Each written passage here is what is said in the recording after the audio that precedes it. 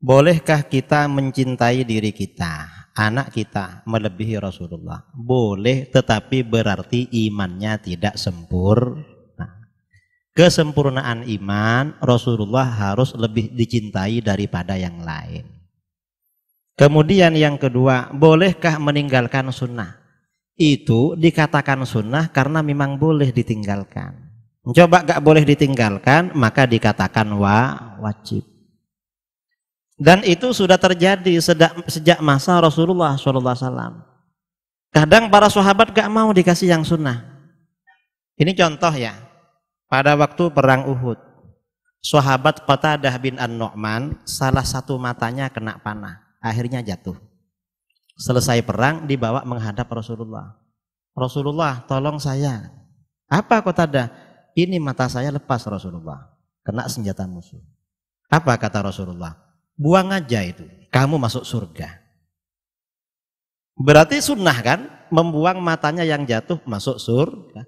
Ternyata apa kata beliau? Rasulullah, surga itu balasan yang agung, siapapun pasti ingin.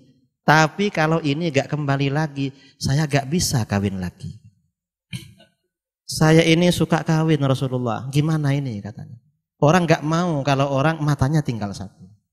Oleh Rasulullah dikembalikan.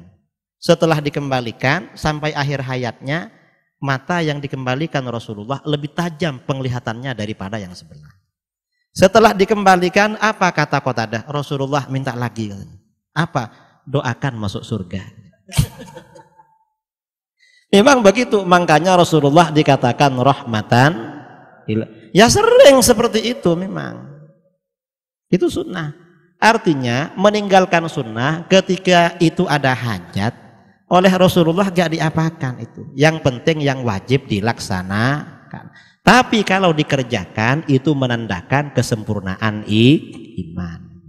Makanya hukum ya ada wajib, ada sunnah. Memang beda orang sekarang dengan orang dulu. Kalau orang dulu yang sunnah-sunnah itu dikerjakan, mengapa? Karena sunnah. Kalau sekarang beda. Yang sunnah-sunnah ditinggalkan karena sunnah. Beda memang orang sekarang dengan orang dulu. Alasannya sama, tapi tindakannya beda. Itu yang pertama. Lalu pertanyaan yang kedua, ya mudah-mudahanlah kita nanti sempurna meneladani sunnah beliau. Amin Allahumma amin. Saya juga kadang-kadang pakai imamah, kadang-kadang nggak pakai lah. Biasanya kalau jadi khotib hari raya baru pakai. Kalau biasa-biasa ya jarang pakai. Paling pakai rida. Saya pakai rida itu dulu gantinya masker. Kalau naik pesawat, naik mobil, biar gak masuk angin. Kalau agak dingin biasanya taruh di muka. Nah, sekarang sudah ada masker, gak bawa gak apa-apa itu. Cuma enak bawa rida ini lebih hangat.